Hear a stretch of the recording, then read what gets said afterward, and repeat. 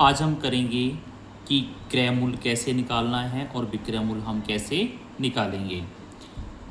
तो इसमें है कि अगर 20% लाभ हो तो जो 100 की वस्तु है वो 120 में बिकेगी। अगर हमें 10% हानि हो जाए तो जो 100 की वस्तु है वो 90 रुपये में बिकेगी। जो क्रय मूल्य होता है वो खरीदने का मूल्य होता है, जो विक्रय मूल्य होता है वो बेचने का मूल्य होता है। तो इसको हम एक ट्रिक से करेंगे। हमारा पहला क्वेश्चन है, यदि विक्रय मूल्य 84 रुपये हो और लाभ 20% हो तो उस वस्तु का क्रय मूल्य कैसे निकालें। तो सबसे पहले हम क्या करेंगे, तो जो लेफ़्ट साइड है क्रय मूल्य लिखेंगे और जो राइट साइड है वो विक्रय मूल्य लिखेंगे। जो ये वस्तु है जे हमने 84 रुपये में उसका विक्रय मूल्य है, तो इसको विक्रय मूल्य की तरफ 84 और क्रय मूल्य की तरफ भी 84 लिखेंगे।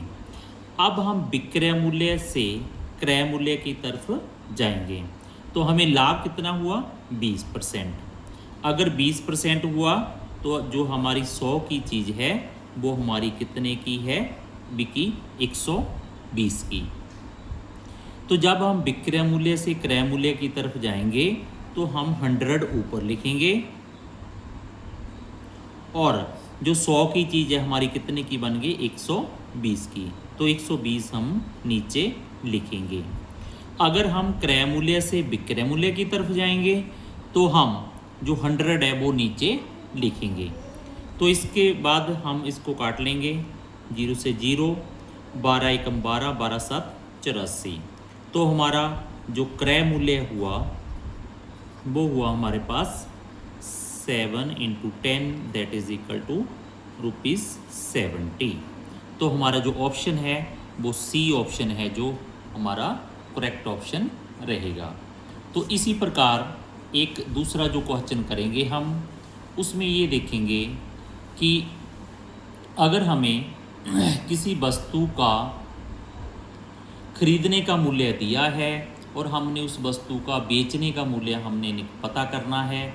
तो जैसे हमारे पास है, मोहन एक कार 8,000 रुपये में खरीदता है और एक वर्ष बाद उसको 25% हानि पर बेच देता है। कार का विक्रय मूल्य ज्ञात करो। तो इसी प्रकार सबसे हम लेफ्ट हैंड साइड क्रय मूल्य लिखेंगे, राइट हैंड साइड विक्रय मूल्य लिखेंगे। तो 8,000 में खरीदता है तो क्रय मूल्य 8,000 हुआ और विक्रय मूल्य की तरफ भी हम 8,000 रुपया लिखेंगे। अब हम विक्रय मूल्य निकालेंगे तो विक्रय मूल्य निकालने हमें हानि कितनी हुई 25%। तो हमारा माइनस हो गया 25%। जो हमारी 100 की चीज़ थी वो हमारी 75 में बिकती है। तो जब हम क्रय मूल्य से विक्रय मूल्य की तरफ जाएंगे तो हम जो 100 है वो नीचे लिखेंगे और 75 ऊपर आ जाएगा। तो इस प्रकार जो हमारा 0 से 0, 0 से 0, तो हमारा जो कार का विक्रय मूल्य हुआ, कार का विक्रय मूल्य, तो जो हमारे पास संख्याएं बची हम उसको गुणा करेंगे 80 × 75। तो ये हमारे पास 6,000 इसका आंसर आ जाता है। तो जो हमारी ऑप्शन है, हमारी बी ऑप्शन है जो करेक्ट ऑप्शन रहेगी। इसमें एक ही फार्मूला है कि जब हम किसी वस्तु का विक्रय मूल्य निकालेंगे तो 100 हम नीचे रखेंगे, जब किसी वस्तु का क्रय मूल्य निकालेंगे तो 100 हम ऊपर रखेंगे। अगर हमें 25% हानि होती है तो हमारी जो 100 की चीज़ है वो 75 की होगी। अगर हमें 20% लाभ होता है तो जो 100 की चीज़ है हमारी वो 120 की बिकेगी। इसी प्रकार ये जो क्वेश्चन है ये HP जो टेट है JBT का, इसमें दोनों क्वेश्चन है आए हुए हैं।